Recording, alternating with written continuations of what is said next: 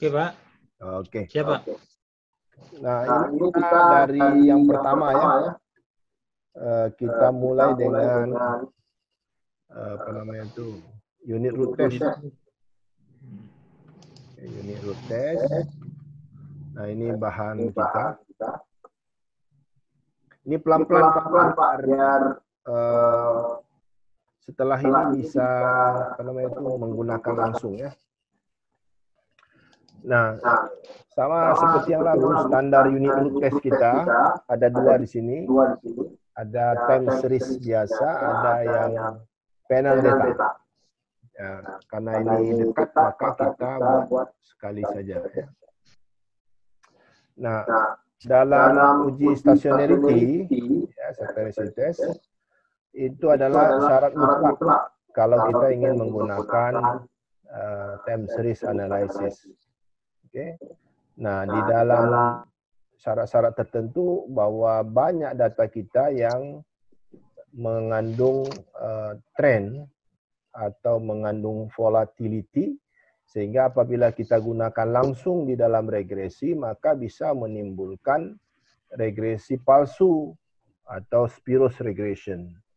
Ya, spurious regression ini biasanya kita mendapatkan R kuadratnya tinggi, tetapi kita menemukan ada beberapa variabel itu bahkan secara teori dia bertentangan, tetapi secara statistik dia signifikan. Nah, ini menjadi sangat rancu. Nah, contoh yang paling klasik itu kalau kita run data penduduk Malaysia dengan penduduk Indonesia, itu maka akan terjadi korelasi yang kuat. Artinya kalau penduduk Indonesia bertambah, maka penduduk Malaysia juga bertambah. Padahal kita tidak ada hubungan dengan penduduk sana dengan penduduk sini, walaupun sama-sama Melayu ya. Oke. Nah, data makro dan data finansial itu umumnya mengandung unit root ya, atau dengan kata lain tidak stasioner ya. Nah, pengujian unit root ini yang paling tua itu adalah Dickey-Fuller. Kemudian diperbaiki dengan augmented Dickey-Fuller. Kemudian ada yang Philip Perron, ada KPSS dan sebagainya. Banyak sekali apa namanya itu metode untuk menguji ini. Nah, namun kalau kita pegang satu ya satu saja, jangan banyak-banyak ya. Oke, nah di sini ada beberapa pilihan ya. Yang pertama intercept. Nah, intercept berarti kita menguji untuk cross section only, cross sectional data. Kalau trend dan intercept berarti kita menguji time series. Kalau tidak, maka kita menguji residual. Nah, residual ini ada 3 nama ya, ada residual, ada error term, ada disturbance term, sama dia. Oke. Nah, beda antara KPSS dengan Dickey-Fuller dan Philip Perron di H0-nya. Kalau H0 di KPSS itu adalah stasioner. Nah, itu bedanya. Kalau di augmented Dickey-Fuller dan Philip Perron, justru alternatif hipotesisnya yang stasioner. Ya, itu aja bedanya di hipotesisnya. Oke. Nah, kemudian di pengujian panel unit root test. Nah, panel unit root test ini berbeda ya. Kenapa? Karena teorinya kita ini menyambung beberapa data yang berbeda. Karena beberapa data yang berbeda, maka dia bisa berbeda di intercept. Ya, secara cross section bisa berbeda di slope atau kemiringan garisnya. Bisa juga dia berbeda di intercept dan slope. Nah, jadi ini bisa terjadi ya. Oke. Nah, biasanya kalau sudah panel ini agak ribet sedikit kita karena ada 4 kali run untuk setiap data. Nah, ini alur kita unit root ya. Kalau kita lihat di sini ada time series unit root test, maka kita bisa menggunakan augmented Dickey-Fuller, bisa dengan Philip Perron. Sedangkan di panel unit root test, maka kita bisa menggunakan IPS, LLC, ADF chi-square, UP chi-square. Ya. Nah, itu kita kalau menggunakan uji unit root. Oke. Nah, Ini contoh bahwa data makro atau data internasional itu banyak juga yang tidak stasioner. Ini kalau kita lihat di sini grafik ini, di 90 sampai 2002 itu relatif stabil. Ya, maksudnya kita tidak jauh dari rata-rata sekitar 20. Tapi setelah 2004 maka terjadi fluktuasi. Nah, fluktuasi inilah yang akan menyebabkan terjadinya non-stationary data. Nah, ini kita lihat kalau setelah first different, maka datanya sudah relatif lebih bagus, ya, lebih apa namanya tuh, lebih stasioner ya. Nah, kenapa lebih stasioner? Karena kita sudah menghilangkan pengaruh salah satu trennya itu dengan kita membuat apa namanya itu detrending. Detrending artinya kita mengeluarkan pengaruh trennya. Nah, ini sehingga datanya menjadi lebih stasioner. Oke. Nah, kita lihat. Nah, kita tahu bahwa unit root test yang pertama itu adalah Dickey Fuller, ya. Kemudian diperbaiki dengan augmented Dickey Fuller. Nah, kemudian sekarang sudah mulai masuk ada yang disebut dengan structural break.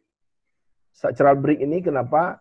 Ada satu peristiwa atau ada satu shock sehingga data itu berbeda antara sebelum dan sesudah shock, ya. Nah, ini kita bisa menguji dengan structural break, ya. Data time series tidak berubah secara alami, tetapi ada pengaruh dari faktor lain. Misalnya apa? Nah, sekarang yang paling ini adalah COVID-19. Nah, COVID-19 ini bisa menyebabkan shock, ya. Nah, ini salah satunya.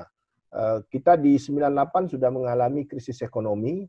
Dan bisa saja nanti di sebelumnya itu tahun 70-an ada embargo minyak yang dilakukan oleh OPEC, ya kan, sehingga harga minyak dunia naik, ya. Nah, kalau kita hanya menggunakan single unit stationarity test, maka kita tidak bisa melihat ada structural break di dalamnya.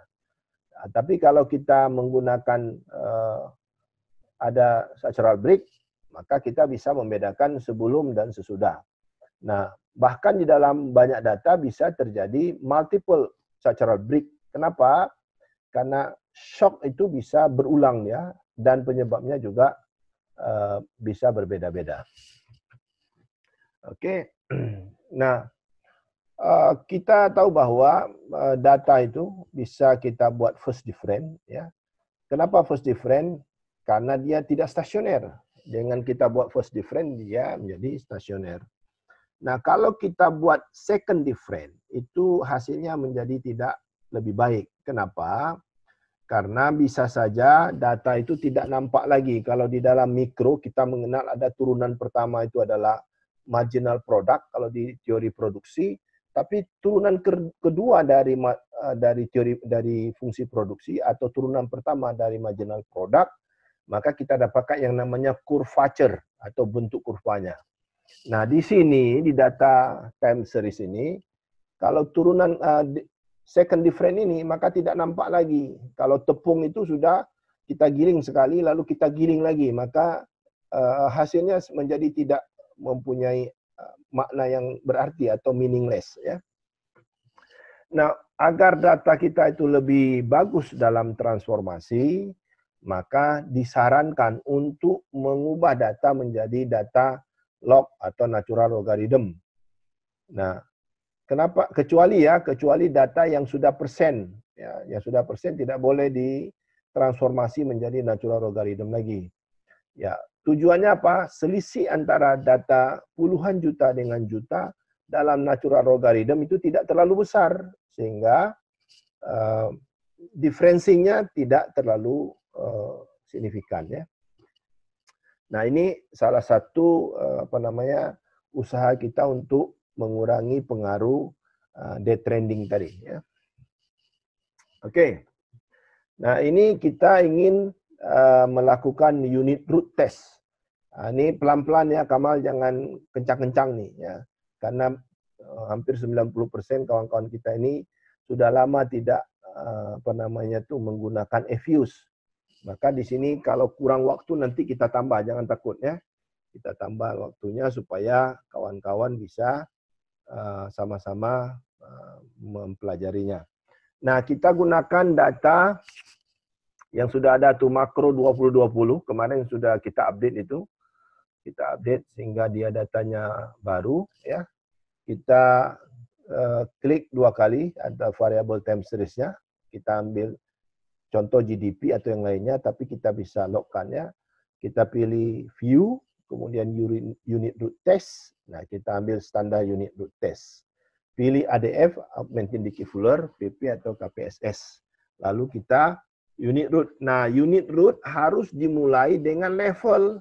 Nggak boleh langsung first different. Kenapa? Karena kalau dengan level, maka kita memulai dari awal. Nah, kalau kita menguji variabel kedua, kembali lagi harus klik lagi dari level. Ya. Nah, kita pilih di sini adalah intercept dan trend. Kenapa intercept dan trend?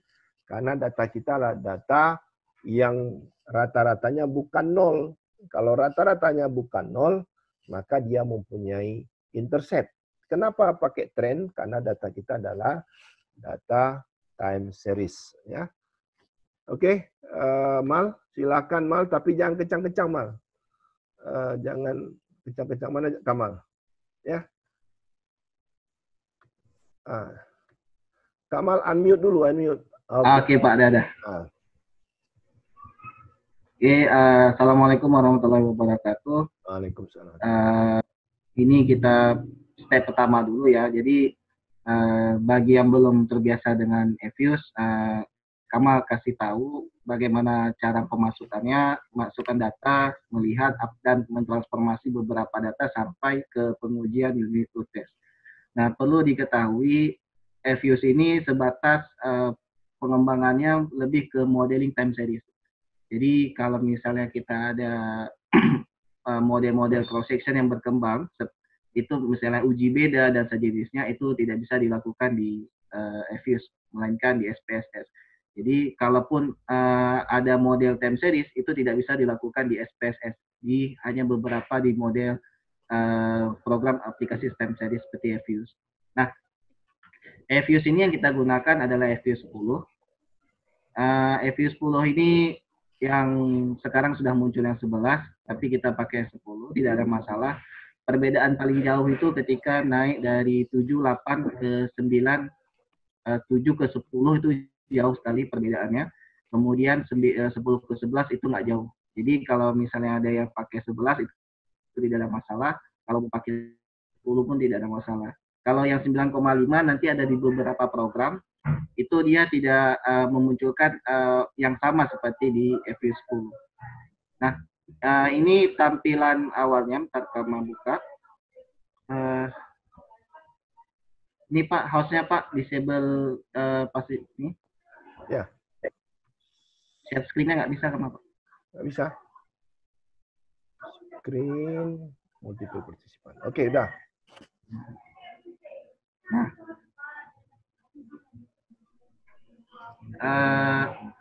Nah, ini tampilan Evius 10.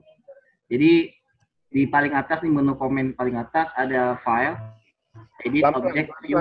Pelan-pelan. Ya, Pak. Jadi di atasnya ada file. Ini untuk melihat membuat data. Tapi nanti kita tidak perlu cara lama, kita gunakan cara cepat untuk memasukkan data. Jadi ini hanya sekedar saya kasih tahu bahwa di sini cara membuat filenya. Dulu kalau program kita misalnya masih ada Evius 3 atau 4, itu mulai datanya selalu dengan klik file, new, kemudian work file. Jadi kita bangun kerangka kerjanya dulu, baru masukin data. Nah, kalau sekarang kita tidak perlu lagi langsung kita masukkan data, tinggal tarik aja datanya, kita drag and drop datanya langsung ke Evius. Jadi tidak perlu lagi membuat file, buat tahun lagi, buat ini. Asalkan data di Excel sudah benar, ingat, asalkan data di Excel sudah benar, ada tahun, kalau datanya time series, kalau panel ada ID-nya, ada wilayah atau tahun, dan datanya tersusun ke bawah, bukan dia ke samping, datanya ke samping, tapi isi data ke bawah, variabel ya, ke kanan, itu nanti akan terbaca otomatis. Kemudian yang file yang kedua, cara yang sebelumnya, itu bisa langsung lewat open, kemudian langsung mengambil data di ini. Jadi Excel-nya diminta datanya, di mana data yang bisa diambil langsung jadi kerangka kerja. Jadi tidak perlu lagi kita membuat lagi seperti klik new ini. Nah, sedangkan yang lain ini ada beberapa import dan ekspor, ini jarang digunakan kecuali dia ke program. Nah, ini sisanya kalau lupa misalnya ada data-data yang sudah pernah di-run, ada di bawah di sini. Nah, kemudian di edit, ini cuma tidak jarang digunakan, objek juga jarang, view, log, quick, option ini juga jarang nih. Kalau misalnya kita mau ngambil data, ini biasanya yang lisensi yang berbayar, yang mahalnya, kita bisa ngambil datanya langsung dari web registry database ya, kita ambil dari website tertentu. Jadi Views ini ada data-data kerjasama seperti Bloomberg ya, itu bisa kita ambil langsung datanya. Tapi ini khusus yang kalau kita bilang paket premium ya, yang tertingginya. Nah, kemudian ini ada add-in-nya. Nah, nanti kalau misalnya downloadnya Zvote, itu ada di download add-in ini. Langsung aja dia paling bawah, Zaur namanya. Ini untuk menguji Zvote and Andrew unit root. Nah, jadi ini untuk yang bahas single structural break. Nah, kalau multiple break itu tidak ada di Views-nya. Ini tinggal langsung kita nanti diinstal. Nanti ada menunya download. Kalau sudah dia download, nanti akan masuk ke dalam program kita install di sini. Nah, jadi tampilan sederhananya, ininya nanti kita lebih banyak main di sini. Nah, di kolom yang kedua, di sini ada bagian komen. Ini untuk perintah cara kita untuk membuat transformasi dan sejenisnya. Jadi kalau kita ada persamaan equation dan lain-lainnya, itu persamaan buat variabel baru, apakah klik dummy dan sejenisnya, itu ada di sini. Tapi kalau datanya sudah benar dan sudah bagus datanya di Views, itu tidak perlu lagi di Excel, tidak perlu lagi di Views. Jadi kita langsung ke kolom sini. Nah, di kolom kotak ini, nah yang hitam ini adalah untuk yang kita masukkan data. Jadi yang kita coba tadi adalah datanya data makro 2020. Nah, ini caranya, karena ini share screen, kita coba aja masuk lewat ini, tarik ya, kita tarik. Kita buka yang foldernya, kemudian tarik datanya, ditarik datanya, kemudian pindahin ke kiri.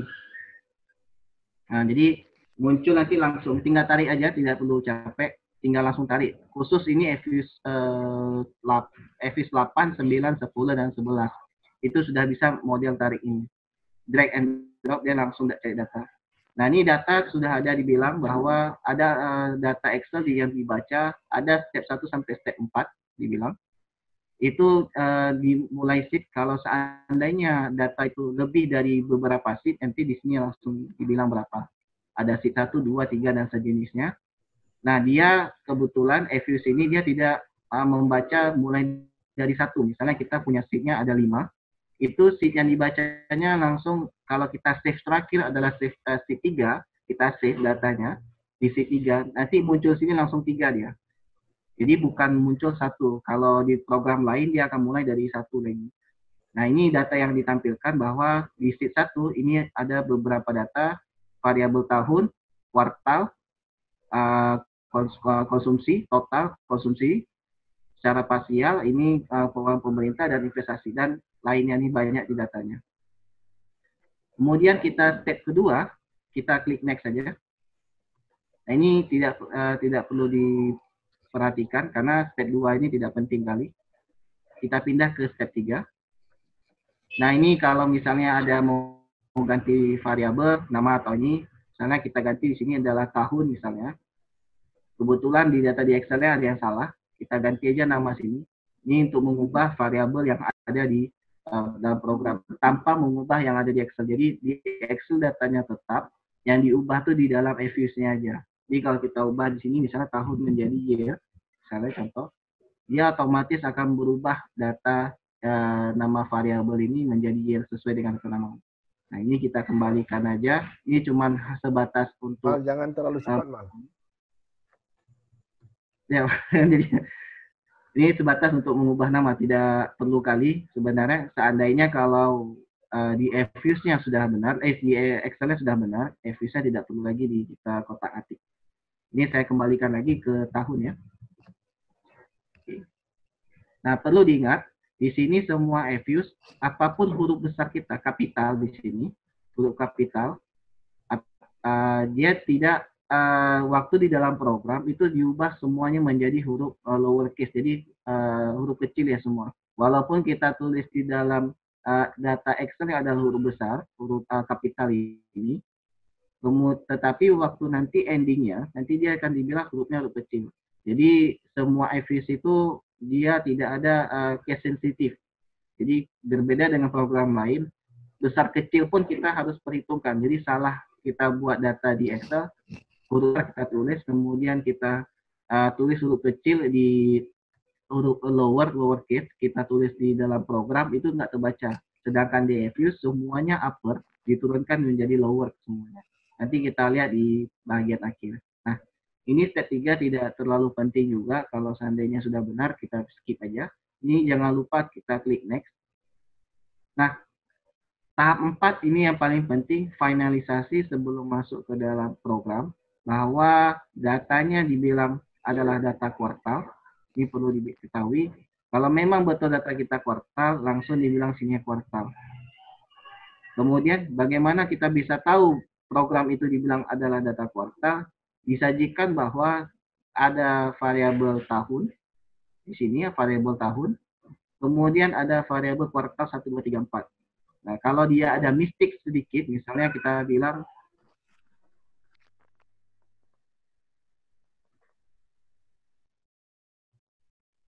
jadi dia berbentuk unstructured, undated, jumlah observasinya langsung jumlah observasinya sebanyak 121. Jadi dia tidak bukan time series ya. Kalau sudah masuk seperti ini, datanya tidak bisa diolah time series. Bagaimana kita bisa tahu nanti waktu pengolahannya itu akan dibilang model data kamu bukan dalam bentuk time series dibilangnya. Nah, jadi harus perhatikan. Ini saya kembalikan dulu datanya. Date specific by date series. Nah, ini yang dijelaskan bahwa datanya ada data kuartal, tipe time series, jenisnya adalah jenis kuartal. Dari tahun dan key. Dua ini yang menjadi patokannya program bahwa inilah time series. Nah, jadi sampai ke bawah dia akan dibilang jumlahnya sebanyak 121 observasi. Nah, jika sudah datanya sudah benar, kita klik finish. Nah, muncul tampilan link imported series and alpha objects to external source. Ini tidak penting ya. Mau klik yes boleh, mau klik no pun nggak masalah.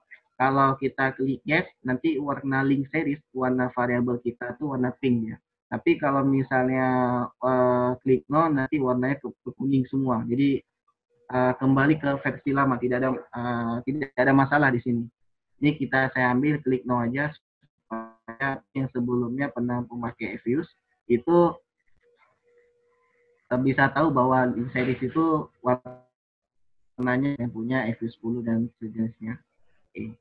Nah, ini adalah yang dibilang tadi Bapak dan Ibu, ini perlu diketahui, ini adalah kerangka kerja work file kita. Work file kita di sini ada beberapa data, banyak data di sini. Nah, bentuk yang seperti naik turun ini adalah series. Nah, jadi ini adalah data. Ingat, data itu harus dalam bentuk numerik, bukan berbentuk kalimat. Jika ada data dalam bentuk kalimat, dia akan muncul seperti muncul di sininya, bukan seperti naik turun ini, series, tapi sebenarnya dan itu tidak bisa kita olah data. Karena pengolahan data itu dia mainnya adalah numerik. Ya, Pak? Tunggu dulu, biar kawan-kawan semua buka EViews-nya.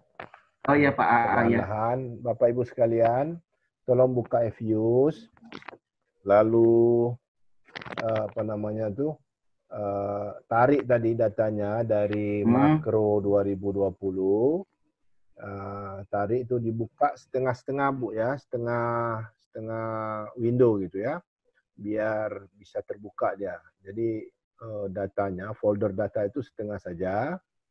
Kemudian diklik file makro 2020. Evi sudah buka nih, Evi sudah buka. Kemudian buka folder data tadi, setengah. Berarti kalau setengah, Eviusnya kelihatan, datanya kelihatan. Lalu klik di data yang makro 2020, klik dan tahan, lalu seret ke dalam work file yang warna hitam ini. Jadi muncullah dialog tadi. Kalau Bapak Ibu misalnya ketinggalan, langsung finish saja juga boleh. Tadi Kamal itu menjelaskan kalau seandainya data kita ada persoalan, terutama dalam hal susunan data, ada yang teks dan sebagainya, nah itu yang bermasalah. Ya, silakan Mal. Jangan terlalu cepat, Mal. Kita banyak apa namanya itu kawan-kawan yang sudah lama. Enggak nampak chatnya Pak, karena di sudut sana dia tadi Pak. Nah, untuk masalah drag, ini kan Zoom ini kan hanya bisa set screen-nya satu dia, nggak bisa banyak screen gitu. Jadi kalaupun kita mau new share, itu harus dikliknya harus pilih salah satu dia. Jadi munculnya hanya kotak satu-satu gitu. Jadi Bapak dan Ibu, kalau misalnya mau drag, itunya tinggal ditarik aja. Drag-nya tuh saya maksudkan adalah file yang ada di Excel dalam folder, Bapak dan Ibu tarik, klik aja tahan, klik tahan file itu, tarik ke kiri langsung ke tempat Evis yang halamannya hitam ini. Nah, masuk ke tempat sini. Nanti dia akan muncul ada plus copy namanya.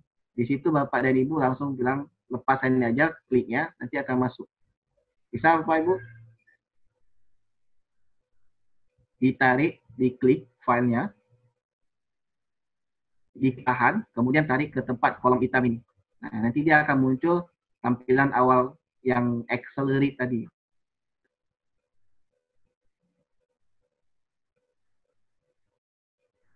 Bisa Bapak Ibu?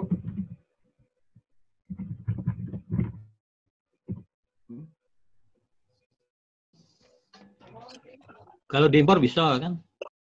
Kalau diimpor tetap bisa juga, boleh. Kalau misalnya kalau mau cara yang sebelumnya boleh juga impor. Cara impornya ini saya ngambil data. Ini saya klik open ini, file, kemudian klik open, kemudian klik kalau impor itu ada dua nih Pak. Impor yang bagaimana nih Pak? Ini dari work file-nya atau langsung dari file-nya, dia ada dua caranya nih. Kita dari file kemudian impor from file tadi Pak. Import from file. Import file nih Pak. Kan? Nah, ini boleh juga cara seperti ini, tapi kembali lagi kan sebenarnya semua sistem sama aja kita ini ya. Kita masuk ke ini data. Ini saya ngambil. Ini misalnya saya ambil masalah tentang makro 2020 tadi. Kalau kita open, munculnya sama seperti ini juga. Dia ini hanya meninggalkan beberapa program yang punya lama. Jadi kan cara impor ini kan cara lama Pak kan. Yang lebih lama lagi itulah yang manual pertama kali yang tuh. Makanya Evis itu tidak hilangkan ya programnya. Jadi cara kadang-kadang kan cara lama ini bagi orang yang sudah terbiasa jadi kaku rasanya. Seperti saya kan kadang masukin langsung ke file, kemudian open atau langsung ke minta data sini bisa ya. Karena kalau di bahasa di sini bahwa ini langsung diminta di mana datanya, sama juga seperti import tadi, tidak jauh beda. Bapak dan Ibu sudah sampai data di sini di kotak yang saya ini bilang ini. Mau tanya Pak? Ya Pak. Kalau pakai open with bisa juga kan Pak? FU 10. Gimana? Kalau datanya pakai OpenWidth, dibukanya langsung. Dibuka Bisa langsung juga. pakai itu bisa. Bisa Itu open with Fuse. tapi OpenWidth FU 10 ini dia mengubah data Excel kita menjadi dibuka lewat FUs. Jadi sebaiknya itu OpenWidth itu kalau Excel tetap dibiarkan dalam Excel. Jangan kadang-kadang saya ada kesalahan program. Jadi kalaulah kita buka FUs-nya lewat dari Excel langsung OpenWidth, itu nanti kadang-kadang FUs di Excel kita yang data di folder itu berubah jadi FU semua. Oh Dan iya itu benar Pak. Benar nanti, itu Pak. Benar, nanti ya. berdampaknya itu punya dampak nanti ke file-file lain yang sebenarnya itu adalah data Excel. Jadi di tempat laptop orang lain itu tidak ada masalah. Cuman di laptop kita data yang masuk sebenarnya kita mau buka lihat Excel-nya, cuman gara-gara sudah terinstall itu atau OpenWidth tadi, itu nanti FUs-nya file Excel jadi FU semua. Nah itu yang jadi kendala program tuh dia. Betul itu Pak Algi. Pak Algi ya? Iya Pak, tanya yang Ya, tadi Pak. Akan ngalami pengubahan dari Excel ke FU semua nanti ya. Saya pernah itu. Nah, jadi harus di set lagi ulang dari OpenWidth itu, atur lagi dia datanya. Jadi jangan biarkan FUs itu baca file Excel kita sebagai file FUs dia. Itu kesalahan program tuh sebenarnya, bukan. Terima kasih Pak. Ya. Lain kira-kira ada yang bermasalah? Sudah sampai di sini? Sudah sampai di menu di kotak sini? Sudah. Nah, sudah. Ada yang lain.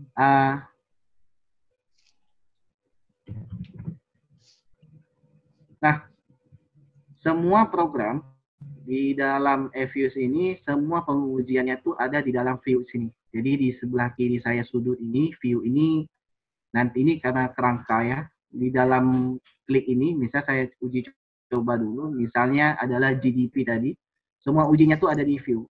Jadi setiap kali buka program, itu ada view dia, view.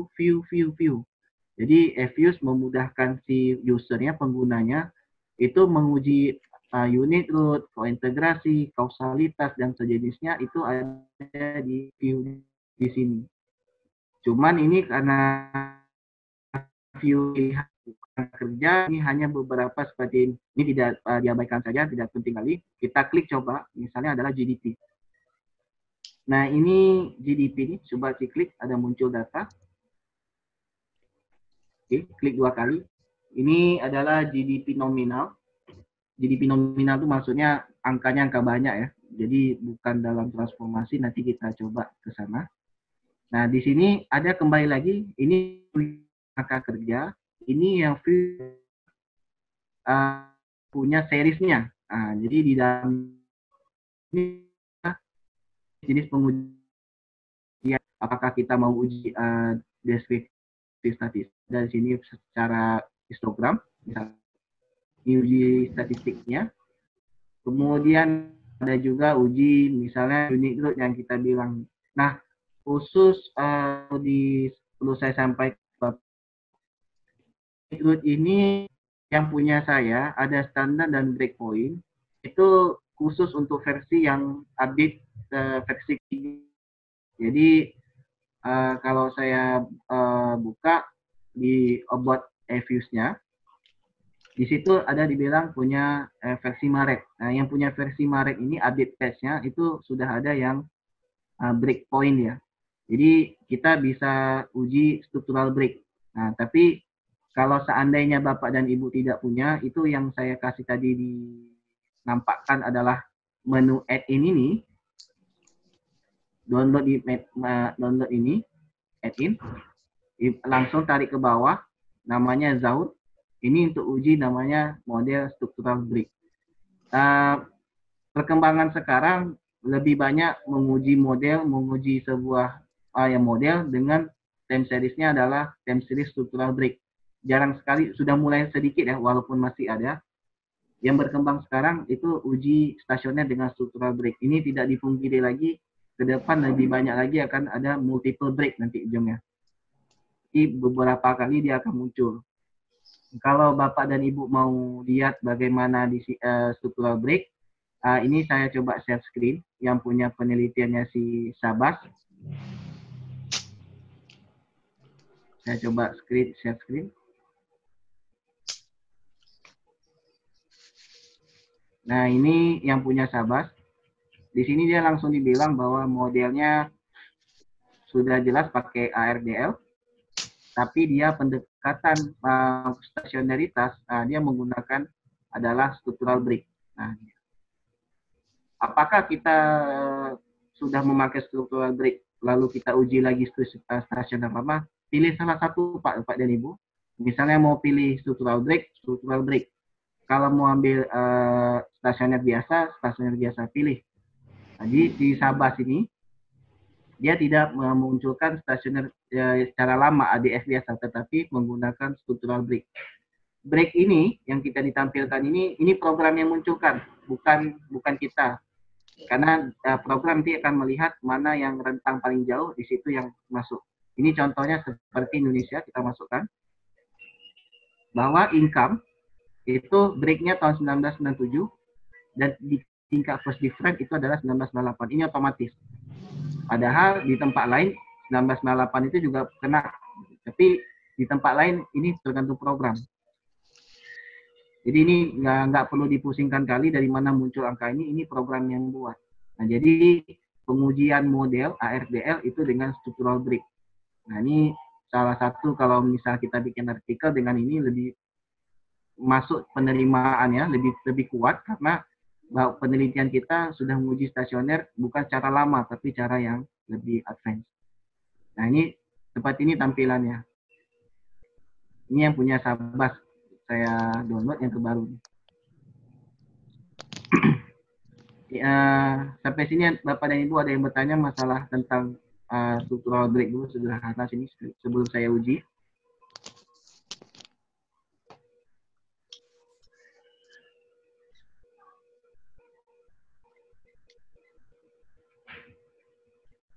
Saya kembali ke eFuse. Kalau tidak ada, saya kembali ke eFuse. Jadi kalau saya ingatkan lagi, kalau menguji stasionitas dengan unit root break, itu bisa menggunakan langsung ke add-in-nya. Nah, kalau tidak, itu ada juga program itu tapi menggunakan yang versi update eFuse, yang versi Maret yang 2019.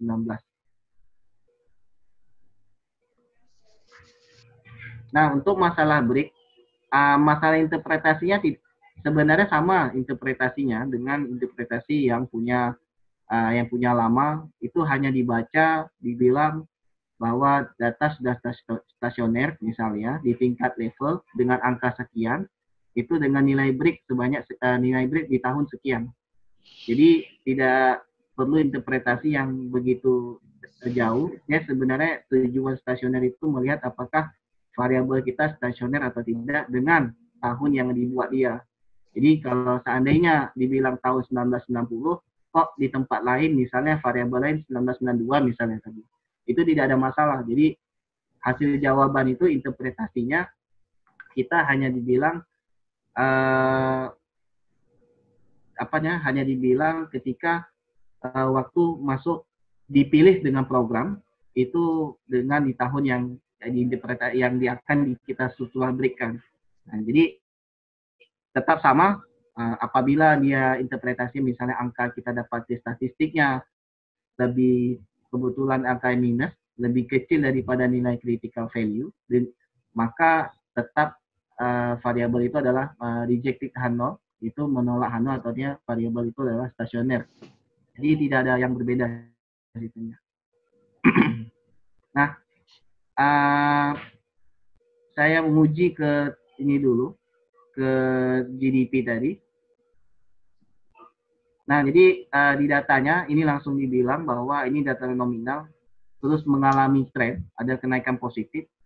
Kalau kita buat gambar, itu ada di view, kemudian klik di graph. Saya ngambilnya line and symbol.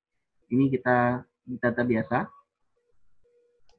Ini akan muncul datanya seperti ini. Ini data nominal. Saya besarkan, saya tarik. Ini menunjukkan bahwa PDB kita itu terus mengalami kenaikan.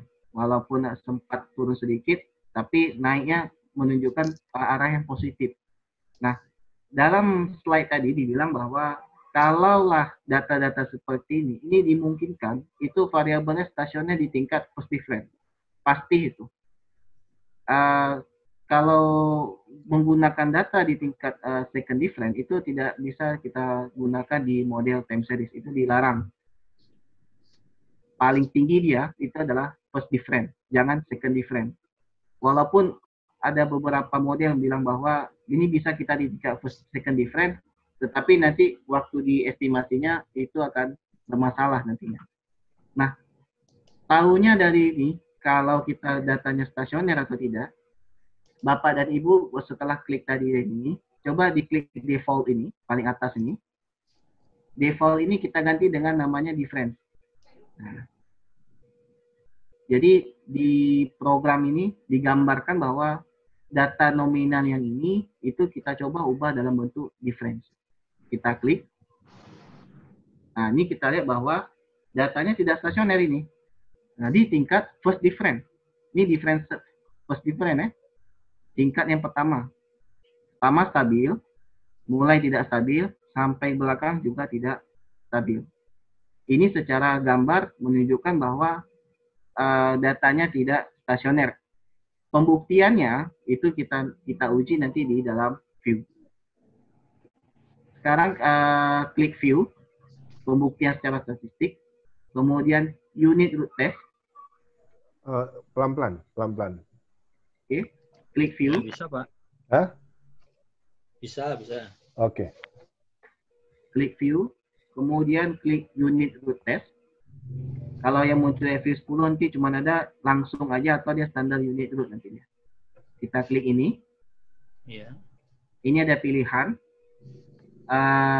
augmented ADF tadi, ada Digifuller GLS, ada PP, KPSS, IR SPO, dan NG. Yang paling umum itu kita gunakan adalah ADF, PP, dan KPSS. Nah, ingat bahwa KPSS ini pengujian hipotesisnya itu berbeda dengan ADF dan PP maupun DF GLS ini maupun dengan IR SPO dan NG Peritoron.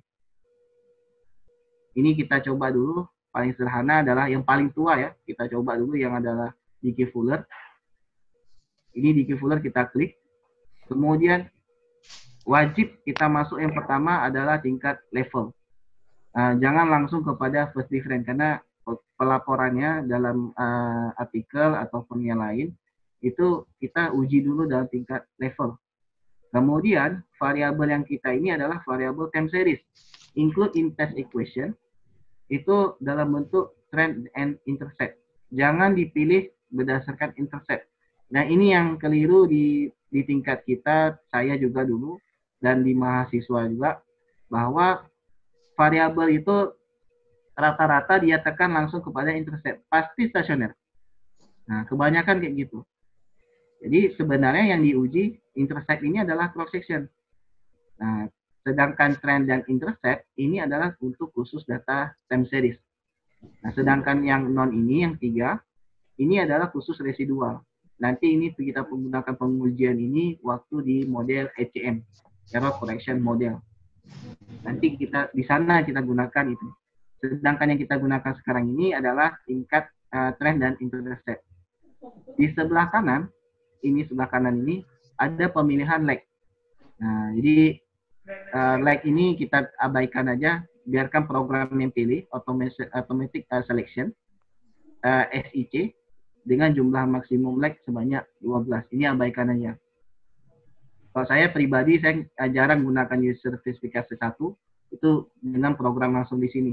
Kadang-kadang di tingkat level, kalau kita gunakan ini, itu sudah stasioner. Walaupun di sini. Itu kembali ke si penelitinya, bagaimana dia menjelaskan menggunakan lag-nya itu di dalam model ADF. Oke, saya ulang lagi bahwa uji stasioner saya menggunakan ADF di tingkat level, test equation-nya berupa trend dan intercept dengan lag otomatisnya dari SIC sebanyak 12. Kita klik OK. Nah, di dalam tampilan di sini ada reportnya bahwa EVIS sudah memberikan hipotesisnya bahwa H0 itu adalah GDP-nya unit root, has a unit root atau tidak stasioner. Menggunakan exogenusnya konstan dan linear trend, tadi yang kita pilih tadi. Jumlah lag yang muncul adalah sebanyak 8 dari otomatis, jadi maksimumnya adalah 12. Hasilnya menunjukkan bahwa nilai ADF itu statistiknya adalah minus 1,75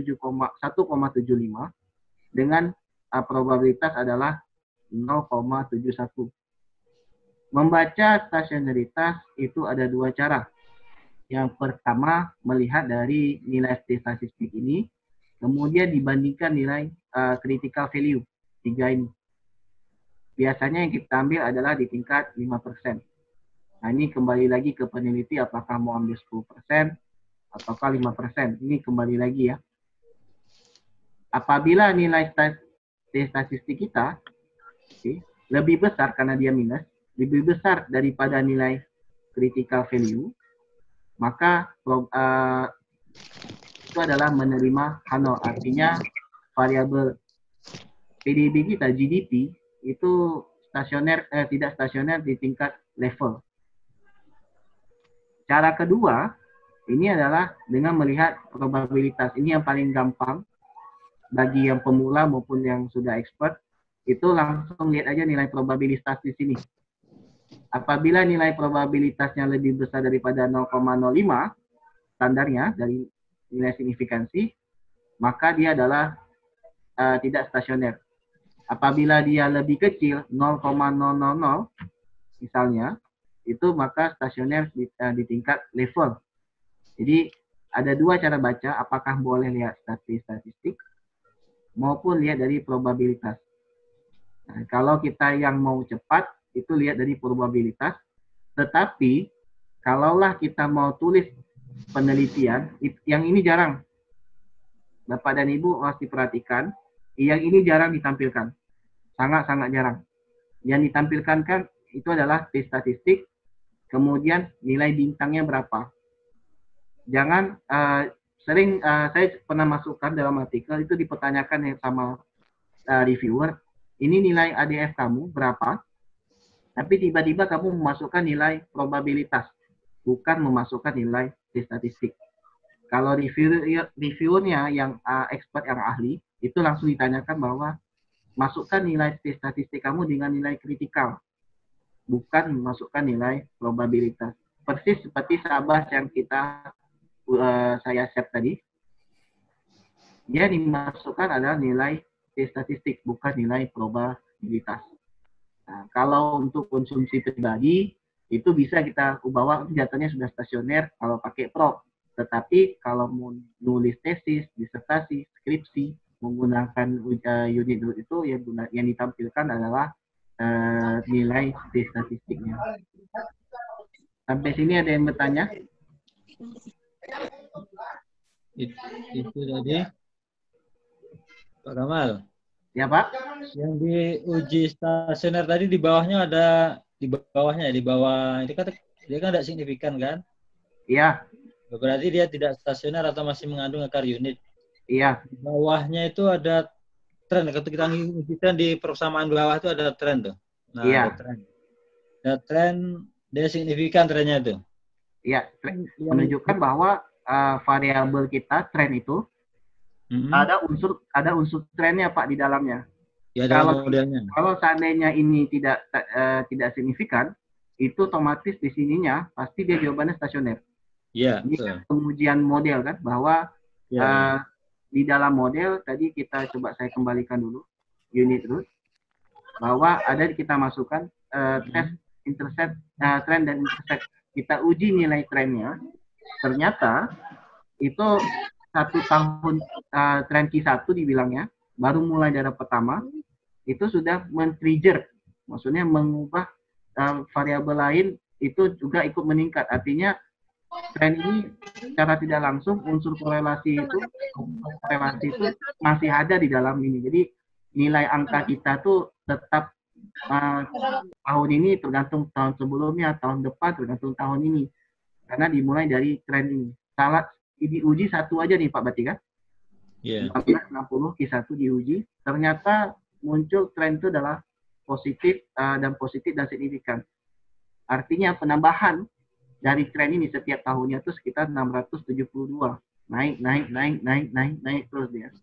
Dan itu yang menyebabkan variabel kita itu tidak stasioner di tingkat level. Nah, jadi dari datanya kalau kita buka graf tadi, jadi waktu tren pertama di sini mulai 1901, ya disinilah yang menunjukkan bahwa diuji secara time series, ternyata data kita mengandung unsur tren itu dan signifikan, dan itulah yang menyebabkan variabel kita tidak stasioner di tingkat level. Nah, salah satunya seperti itu dia Pak. Ya betul, makasih Pak. Ya, yang lain kira-kira ada yang bertanya masalah ini? Saya kembalikan dulu ke videonya dulu, tampilkan ini. Ini bahwa data tidak stasioner di tingkat level. Nah, apabila saya lanjutkan lagi, apabila variabel stasioner di tingkat level, pengujian stasionaritas di tingkat level itu tidak stasioner, maka step selanjutnya adalah kita menguji variabel itu di tingkat first difference. Nah, jadi pengujiannya tetap cara yang seperti tadi, dikembalikan dia ke view, kemudian kita ke klik unit root, kemudian masuk ke standar unit root. Yang kita pilih adalah masih tetap ditentap ADF, jangan pilih yang lain. Nah, ini yang berbahaya. Kadang-kadang ada mahasiswa yang saya temukan itu, dia uji, karena untuk menguji model untuk masuk ke sana, dia compang-campingkan hasil ininya. Dia uji pertama dengan ADF untuk level, kemudian dia uji di tempat lain dengan PP. Nah, itu salah. Kalau Bapak dan Ibu sudah masuk menguji salah satu variabel, serentak semua variabel itu diuji dengan jenis pengujiannya yang sama. Kalau ada 5 variabel, berarti 5 yang menggunakan ADF, itu serentak semuanya harus 5-nya ADF. Kecuali kita melakukan komparasi. Misalnya sebelah kirinya ada ADF tampilannya, sebelah kanannya ada PP. Tetapi tetap cara kita menguji itu tidak boleh, misalnya variabel yang pertama adalah ADF, variabel kedua adalah PP. Itu tidak boleh. Kalau melakukan komparasi, 5-5 artinya 5 variabel dia dilakukan di ADF, diuji dulu hasilnya apa, kemudian uji lagi 5 lagi dengan dia PP. Kesimpulan kita tergantung kepada hasil yang kita komparasikan. Rata-rata banyak yang menggunakan komparasi, apabila dia tidak bagus di tempat ADF, kemudian di tempat ADF ini tidak bagus, dia pindah ke PP atau dia menggunakan ke KPSS. Jadi ini kemudian kembali ke penelitinya, bagaimana dia melihat datanya tuh. Data augmented tadi masih sama. Ini saya coba dulu dengan datanya ketika first difference, karena kita ketahui bahwa nilai di level ini tidak stasioner. Nah, kita klik datanya yang ini ya, test unit root-nya di tingkat first difference, lag-nya masih sama, ininya masih sama. Kemudian kita klik OK. Tetap jawabannya tidak stasioner. Kenapa? Dalam gambaran tadi, waktu pengujian data tadi yang sebelumnya, yang gambar ini, kita bisa tahu bahwa dengan gambar itu langsung tertebak bahwa datanya sudah stasioner. Kalaulah data kita dari sini sampai sini, dari sini sampai sini, itu data sudah stasioner, ataupun dari sini sampai sini, itu pasti stasioner. Cuma problemnya, data kita ini dari 1990 sampai 2018. Ini 2020 kan karena ke ujung, nggak nampak ya. Itu makin ke belakang, itu datanya tidak stasioner. Nah, ini yang jadi bahayanya kalau kita menggunakan data nominal. Rata-rata kebanyakan model itu sudah menggunakan langsung diubah menjadi transformasinya logaritma natural supaya selisih tadi, angka tadi itu tidak jauh lebar dan dapat pastinya stasioner itu kalau tidak di level stasionernya di tingkat first difference. Pilihannya cuma dua. Berbeda dengan kalau kita gunakan data nominal ini, seandainya kita gunakan data nominal ini di tingkat first difference itu tidak stasioner. Di tingkat first difference itu tidak stasioner, lebih besar daripada 0,05. Kalau kita uji lagi di tingkat second difference, nah dapatnya adalah stasioner. Nah, kalau Bapak dan Ibu punya data seperti ini, terutama data nominal, itu langsung kita ubah datanya, itu menjadi logaritma natural. Dan model time series, saya ingatkan sekali lagi, it's not allowed. Jadi tidak diizinkan kita menggunakan data second difference. Model seperti apa yang digunakan seperti yang batasan paling tinggi itu seperti VECM. VECM itu batasnya sampai first difference, bukan second difference. Kenapa? Nanti waktu pengolahan data angkanya tuh sangat kecil dan tidak ada nilai pengaruhnya sama sekali. Nah, untuk mencegah jangan sampai dia masuk kepada second difference, datanya kita generate-kan, kita buat variabel baru dalam bentuk log. Nah, jadi sampai di sini ada yang bertanya Bapak dan Ibu sebelum saya masuk ke dalam pengujian dengan log lagi. Kira-kira ada yang bertanya Bapak dan Ibu? Pak, ini PDRB Indonesia atau Amerika nih, Pak? Ini Indonesia, Pak, makro Indonesia. Makro Indonesia, oh iya. Jadi ini murni makro Indonesia nih, Pak. Oke, Pak, makasih. Kan dihitung dalam bentuknya dalam dolar, Pak, kan? Iya. Ya, karena kalau variabel kita satu ada dolar, satu ada rupiah, itu harus konversikan harus sama. Kan tidak mungkin kita gunakan Rp1, $1. Dalam estimasi itu dilarang karena nanti penyebutannya bagaimana itu susah dia. Apabila terjadi kenaikan rupiah Rp1, maka dolarnya akan berdampak. Itu keliru. Jadi definisi operasionalnya itu harus seragam, kecuali dia persen. Nah, persen pun juga kita lihat juga kan kadang-kadang persen itu dari mana dia. Misalnya laju pertumbuhan ekonomi itu atas dasar harga konstan itu dari apa dia? Apakah rupiah? Apakah dari dolar? Kadang angkanya tuh beda tipis ya angkanya dengan yang punya dolar.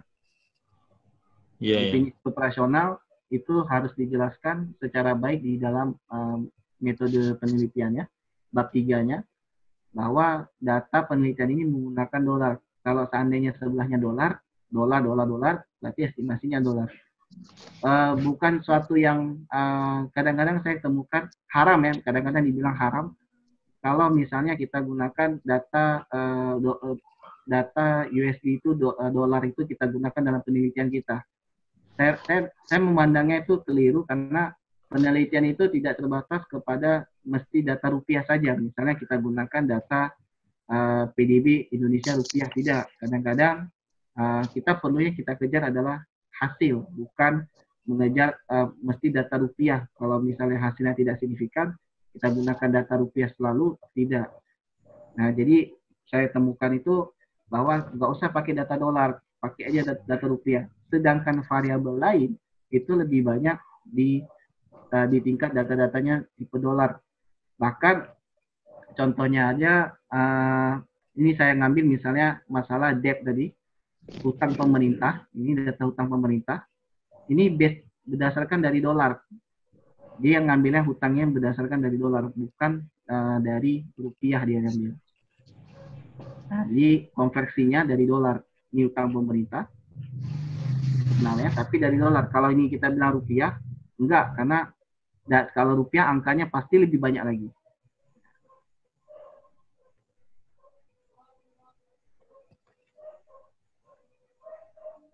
Data minus.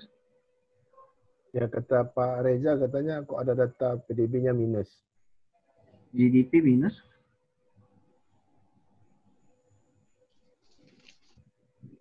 60. Oh, ini minus di 1, Pak ya.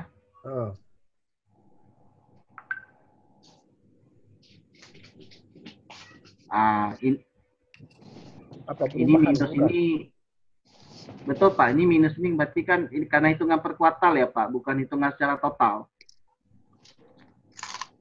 Kalau hitungannya secara total, positif ya. Tapi kita cek balik lah nanti di Ya sumber. Pak, kita cek balik. Tapi datanya kita ngambil semuanya dari Seki ya. Ya, dari Datanya Bank Indonesia. dari Bank Indonesia kita ambil Seki. Murni kita ngambil datanya dari sana. Kecuali ada beberapa lain seperti government debt ini juga sama sana. Tapi kalau oil ini kita langsung dari data dari oil price itu kita ngambil. Ini ada World Bank kita ngambil sini. Tapi kalau datanya minus karena dihitungnya dia per series dia satu itu. Kita coba buka ekspor misalnya, ekspor positif.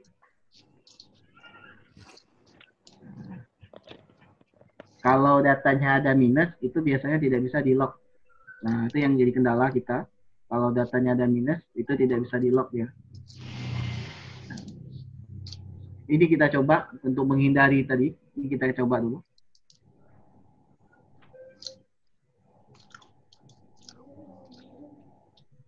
GDP.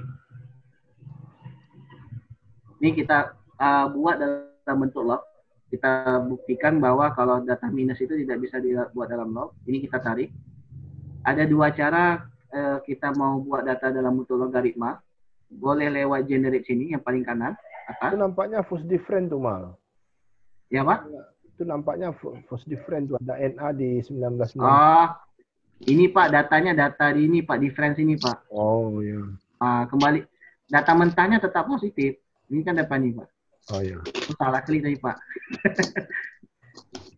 Data mentahnya tetap positif. Ini positif semua nih. Karena terklik difference, jadi ada minus ya. Perubahan yang delta ya. Tapi datanya memang positif ini. Kita dua cara tadi. Kalau kita klik generate, ini ada dua. Katanya generate series by equation, tolong dibuat persamaan variabel baru dengan persamaan seperti apa.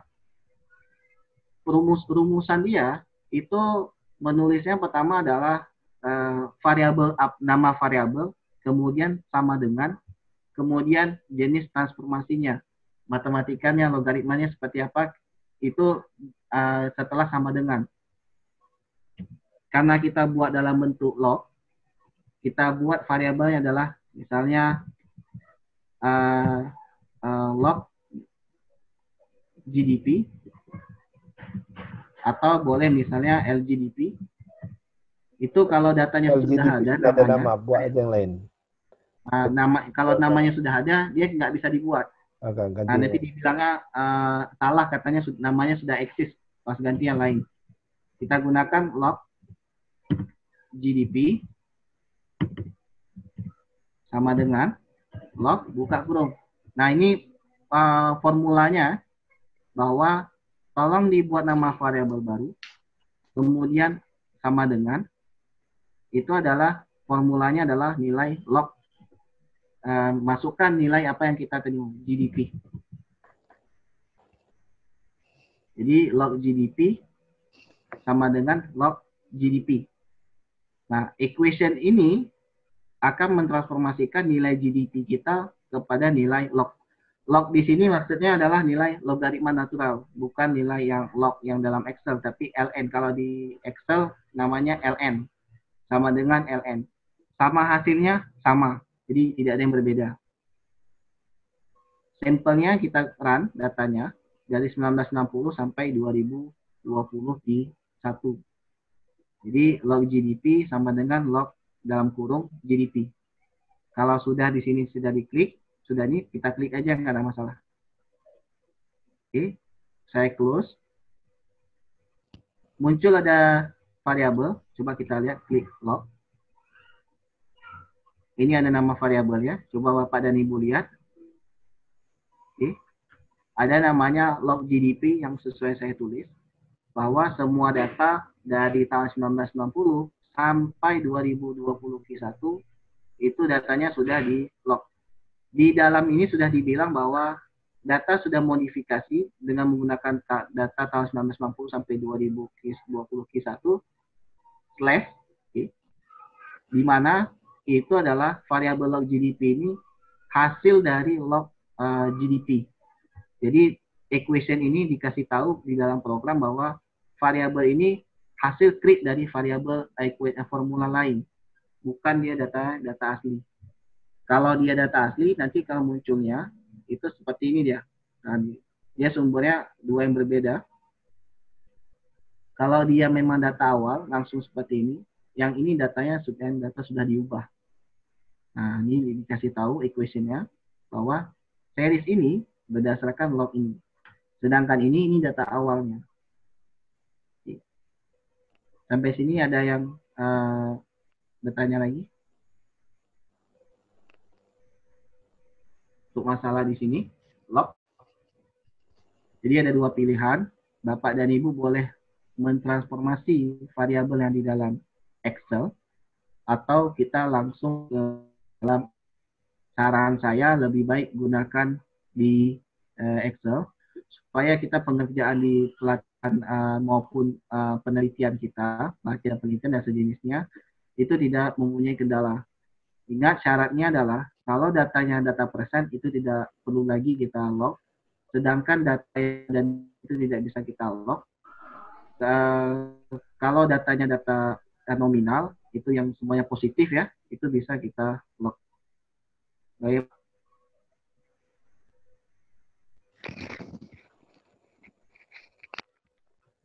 Oke. Nah, sebenarnya sampai sini. Jika tidak, saya lanjut. Kalau diuji stasioner, Pak. Gimana, Pak? Diuji dia stasioner di first different. Yang punya log ini, Pak? Iya, punya log. Nah, kalaulah saya masuk sini sekarang, kalaulah kita sudah mengubah transformasi data dari data nominal menjadi data log, itu tetap kita uji dari level, bukan lewat different. Jadi memang kita dapatkan pasti kalau data dari sini kita graf, saya tadi gambar pembuktiannya. Oke. Kita tarik gambar, kita line, oke, datanya lurus, berbeda dengan data yang GDP tadi. Coba kita buka GDP. Nah, kalau GDP kalau GDP dia naik pelan, naiknya positif. Sedangkan ini positif tapi lurus. Nah, jadi selisih antara data ini sudah dipastikan. Kalau kita klik di default ini data mentah, kita klik different, pasti datanya sudah di tingkat stasioner. Ini stasioner tingkat first diff ya. Datanya stabil, mendekati titik nol ya.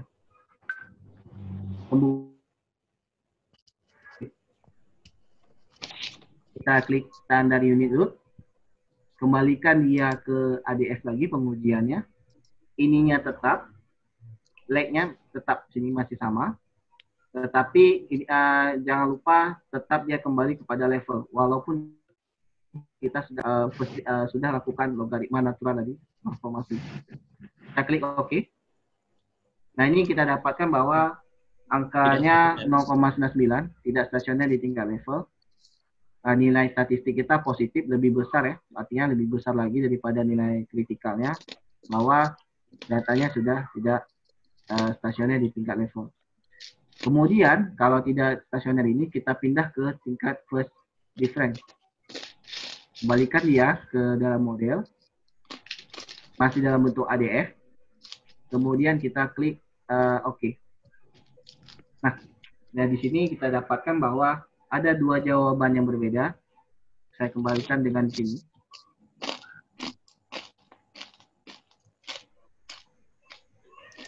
Bahwa coba kita lihat sebelah kiri saya ini adalah variabel dalam bentuk first different, itu dalam bentuk GDP-nya nominal, itu belum stasioner. Sedangkan yang sebelah kanan ini sudah dalam bentuk log, tapi di different-kan dalam bentuk log. Itu didapatkan adalah 0,001. Artinya variabel kita di tingkat first different itu sudah stasioner.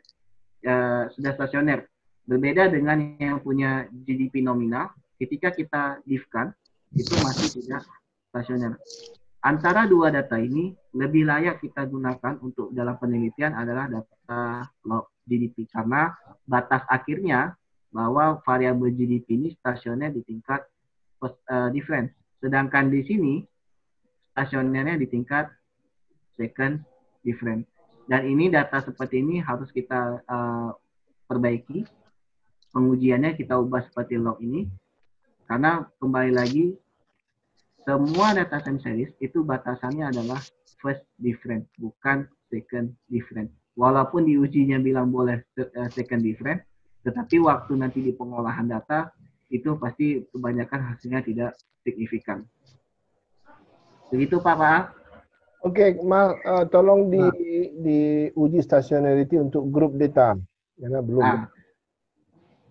Satu lagi, ini lupa saya di. Pak, bisa boleh nanya Pak?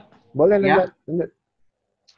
Itu waktu kita uji ADF tadi, itu kan di bawahnya ada test for unit root, kan kita pilih first different, yang di bawahnya ada include in test equation, itu ada 3 pilihan, itu apa bedanya Pak? Yang mana? Ada yang mana Pak? Intercept saja, yang include in test equation. Yang ini Nah, Pak itu kan? Bapak kan pilih yang tengah kan? Ya, 3 itu apa bedanya itu? Oke, saya jelaskan dulu. Ya, Kalau intercept, kita gunakan untuk menguji stationarity data cross-sectional. Misal, Aceh 2015, Sumatera Utara 2015, sampai ke Papua 2015. Nah, itu kita pakai intercept saja. Nah, kalau yang tadi kita buat trend dan intercept, maka kita menggunakan data trend. Kenapa dia ada intercept? Karena data kita tidak mempunyai rata-rata sama dengan 0. Maka kita buat dia trend dan intercept. Kenapa trend? Karena data kita memang data trend, data makro, data finansial. Nah, sedangkan yang ketiga non, itu kita gunakan untuk data yang memiliki zero mean, rata-rata 0. Konstan varian, variannya tidak ada, berarti dia non. Nah, itu apa data itu? Itu adalah data residual. Jadi kalau Bapak mau uji residual, Bapak run dulu data Bapak, kan dapat residual. Maka menguji residual itu stasioner atau tidak, pakai yang non ini. Nah, itu bedanya Pak. Antara makasih Pak. Trend dan intercept, kemudian non. Ya, jadi tiga pilihan dengan 3 peruntukan yang berbeda. Tidak sama dia. Iya, Pak. Oke, lanjut Mang. Nah, tanya Pak. Ya, silakan. Data persen. Tidak jelas suara karena kita dia dengan log itu dia. Kalau data indeks kayak CP Consumer Price Index itu bisa kita learn-kan nggak Pak? Boleh, boleh. Boleh tuh. Boleh. Ada Indeks 2 pilihan Bu, tergantung nih. Karena ada beberapa penelitian dia di-logkan juga. Ada juga data yang lain tidak di-logkan. Itu kembali ke penelitinya. Kadang-kadang yang saya jumpakan itu adalah price index consumer itu indeks ya. Itu kebanyakan itu tidak di-log, tetapi ada juga yang di-log. Tapi boleh. Jadi, boleh di-log. Tapi boleh. Kalau indeks boleh dia, tidak ada masalah Bu. Selama dia tidak ada nilai minus Bu. Kalau sempat ada nilai. Pak. Paling pilihan di peneliti Pak, kalau misalnya grup datanya itu sudah tingkat satuannya hampir sama 10, atau 15,1-an begitu, mungkin tidak terlalu jauh, mungkin tidak usah dilengger lagi. Tapi kalau masih ada jauh, ada yang ratusan, ya, mungkin tapi dilengkan kalau Pak, atau dilengkan. beda Pak, misalnya kan kita katakanlah kita money demand for money. Demand for money itu kan money supply untuk dependennya kan. Itu kan triliunan itu. Kemudian GDP juga triliunan. Ketemu sama tingkat bunga yang persen. Nah, itu timpang. Jadi yang kita logkan itu adalah GDP-nya dengan money demand-nya. Jadi tidak terlalu timpang. Karena kalau misalnya money demand itu kan money supply yang digunakan. Datanya adalah data akumulatif. Beda antara 1 tahun dengan tahun itu luar biasa. Kalau dia tahunan. Sehingga untuk menghindari data kita menjadi second different, maka GDP itu kita lockkan dan money demand juga kita lockkan. Begitu, Pak. Ada yang lain? Ada yang lain kira-kira yang bertanya, kalau masalah indeks itu diperbolehkan, boleh kita learn, boleh langsung kita tidak kita learn-kan pun boleh juga. Jadi tidak ada masalah ya. Berbeda dengan persen. Kalau persen tidak boleh kita tidak boleh kita langsung learn-kan. Memang seperti kata Pak Imam, memang angka distribusinya tuh kalau kita lihat memang dia angkanya 11,2, dia lebih merata ya. Dan kalau kita kecilkan lagi, pasti hasilnya kalau misalnya 1% itu kan 0,00 berapa dia kalau kita lihat. Kadang-kadang persen itu bisa positif, bisa negatif. Nah, ini yang berbahayanya dari persen itu dia. Oke, kalau tidak ada langsung grup stationary test ya, biar ada pilihan. Nah, cara yang saya tampilkan tadi ini adalah cara secara satu-satu. Nah, ini kadang punya kelebihan dan punya kelemahan. Kalau kelebihannya kita detail lihatnya, kita lihat secara hasilnya itu adalah detail. Seperti ini tampilannya detail. Yang ditampilkan hanya ini ya. Yang ini tidak perlu dibaca. Ini yang detailnya seperti ini. Nah, sedangkan grup itu punya keuntungannya adalah dia cepat, tapi dia tidak memunculkan hasil secara detail. Saya ambil datanya, misalnya adalah data GDP, kemudian dibuat secara grup, itu klik sebelah kiri kontrol itu, tahan, kemudian klik government, warna pemerintah, kemudian saya masuk kepada government debt, hutang pemerintah, kemudian saya masuk kepada inflasi, INFP. Jadi, jangan lupa waktu diklik ke yang variabel lain, itu tetap diklik, nanti akan muncul warna biru seperti kotak ini. Nah, jadi kalau kita lepas, dia akan satu-satu dia nih. Kalau mau sekalian, bisa sekali klik aja boleh, tapi kan kadang-kadang kita variabelnya mau di sini, mau di sini, mau di sini, mau di sini. Nah, ini harus kita klik. Tapi kalau kebetulan data kita ada satu deret seperti ini, misalnya kita maunya yang ini, satu deret, tinggal klik ke bawah aja langsung, itu langsung terblok dia. Tapi kelemahannya, kalau blok itu hanya klik ini hanya sebatas dia ini. Kalau kita klik lain, variabel lain juga ikut masuk nanti dia. Saya klik lagi kembali, GDP, government expenditure, government debt, hutang pemerintah, dan inflasi. Ini dalam bentuk 4 ini. Kemudian kita klik kanan. Open. As group. Nah, di sini kita menguji stasionaritas secara grup. Keuntungannya itu adalah kita bisa baca secara cepat bahwa data kita sudah stasioner di tingkat level different atau second different. Tapi kelemahannya, tampilan yang dihasilkan itu tidak detail. Kadang-kadang makanya yang membuat secara pengujian S group ini hanya untuk kalangan sendiri aja. Tapi kalau dalam bab 4 atau dan lainnya, itu harus diklik satu-satu. Saya open S group. Ini ada tampilannya. Ada yang NA itu, Pak? Gimana, Pak? Government debt itu NA itu, Pak? FI maksudnya? Ada data. Udah ada data. Not available itu. Di bawahnya ada nih, Pak. Ya. Bawahnya yang ada, Pak ya? Ya, karena datanya data hutang pemerintah dicatat dari tahun 2003, Pak. Ya. Ini nggak ada masalah, nanti kita lihat, Pak. NA ini kan not available, tidak tersedia data karena Data. Nah, sedangkan yang lain kan ada nanti.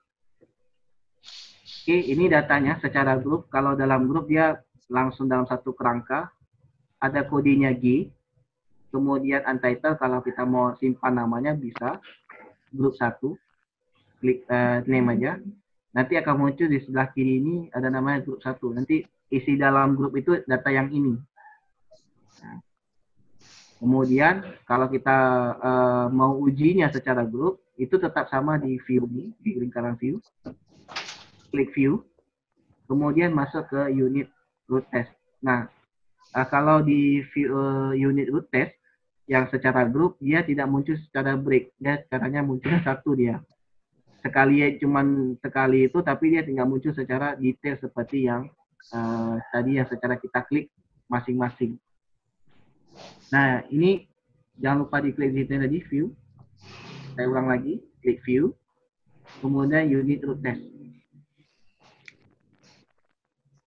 Grup unit root test ini secara grup. Nah, ini di sini nanti ada pilihannya. Kita klik pilihannya, ada summary, LLC, berhitung, IPS, kemudian ADF dan PP. Khusus untuk summary, LLC, berhitung dan IPS, ini empat-empatnya ini khusus untuk panel. Nah, sedangkan yang individual root ini, yang Fisher, ADF, dan PP, itu ujinya untuk data time series. Sedangkan Hadri ini di luar dari sudah masuk kepada konsep yang lain. Tapi biasanya yang ditampilkan itu adalah kalau untuk panel, itu LLC, berhitung, IPS, dan 4 inilah. Karena summary ini munculnya 3 ini dia.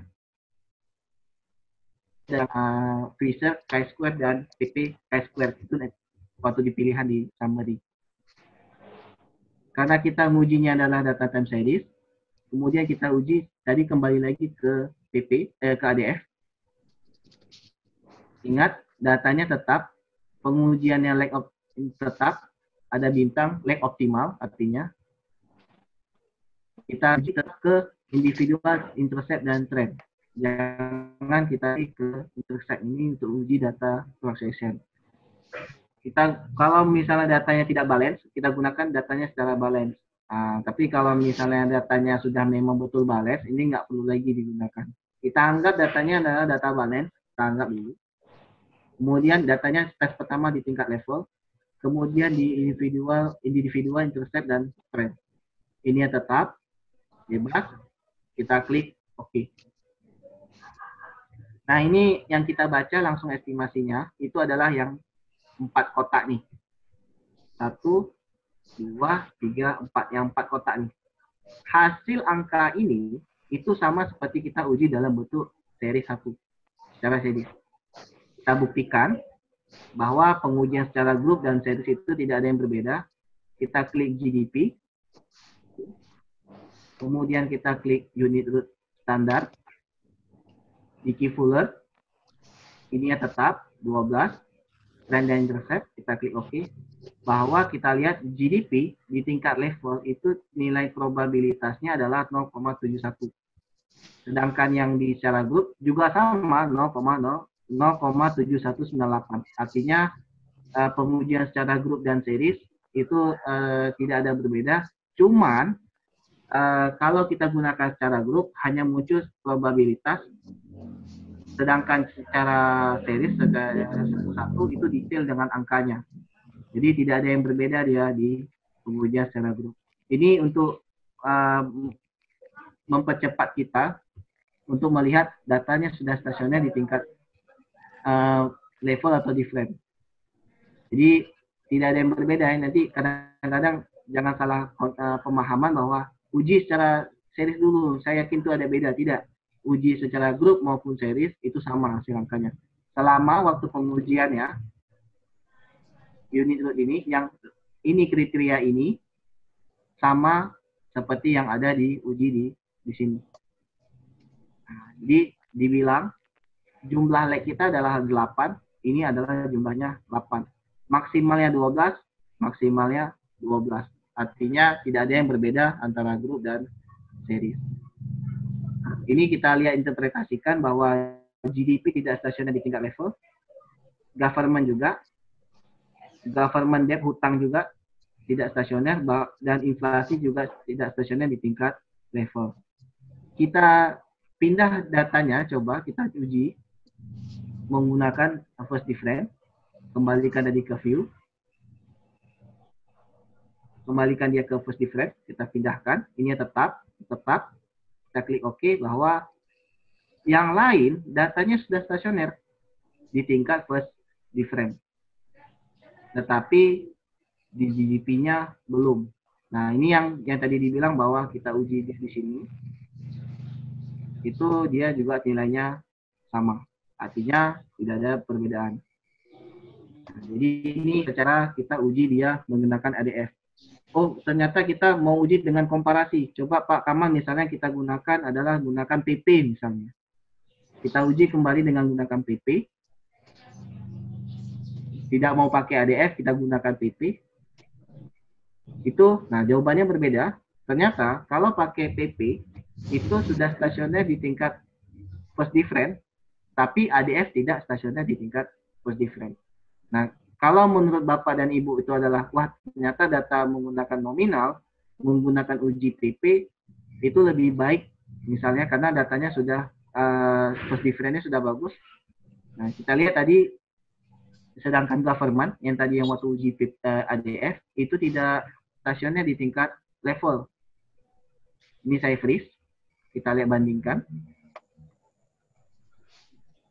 Saya bandingkan. Ini ujian dengan PP. Sedangkan tadi yang ini saya uji dengan dalam bentuk ADF. Jadi ada dua hal yang berbeda hasilnya. Nah, ini tergantung Bapak dan Ibu melihat interpretasinya. Apakah mau pakai PP sebelah kiri ini tadi, bahwa government, pengeluaran pemerintah itu sudah stasioner menurut PP di tingkat level, tetapi menurut ADF itu tidak stasioner ya, karena nilai dia lebih besar daripada 0,05. Baik Pak, gitu Pak. Ada yang bertanya kira-kira?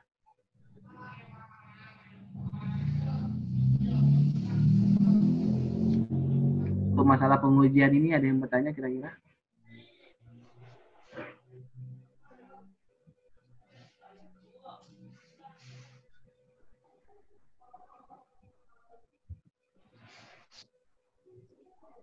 Berbeda perhitungan.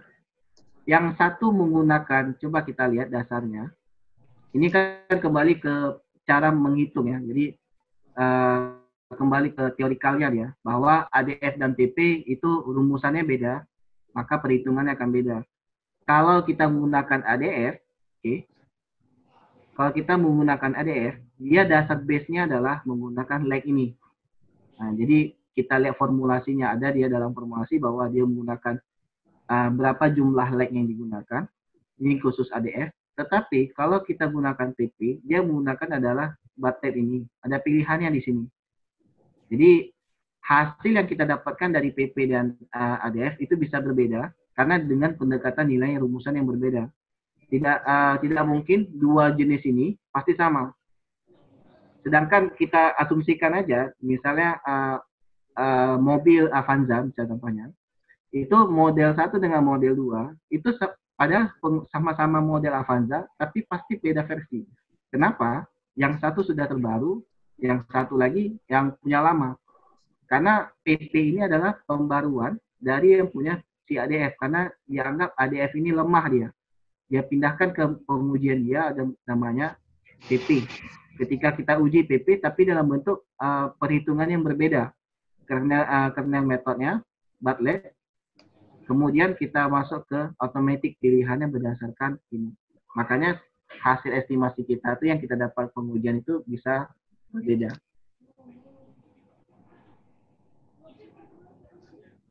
Yang paling umum,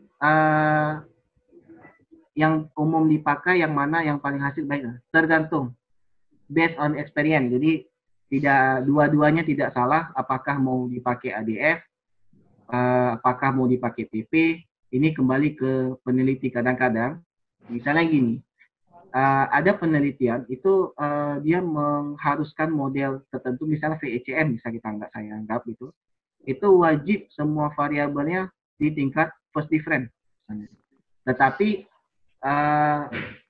ketika model kita buat dalam first difference, ternyata gunakan PP, itu kan dapat hasilnya tidak sama dia. Ada yang tingkat stasionernya yang di tingkat yang berbeda. Bahwa di government di tingkat level itu stasioner. Tetapi menurut ADF itu adalah stasioner di tingkat first difference. Makanya peneliti itu mengubah dia kadang melihat apa yang sesuai dibutuhkan di sini ya. Kalaulah dia gunakan ADF, boleh masuk sana dapat. Kalau kita gunakan PP, nggak ada masalah juga. Cuman keduanya itu hanya pengujian.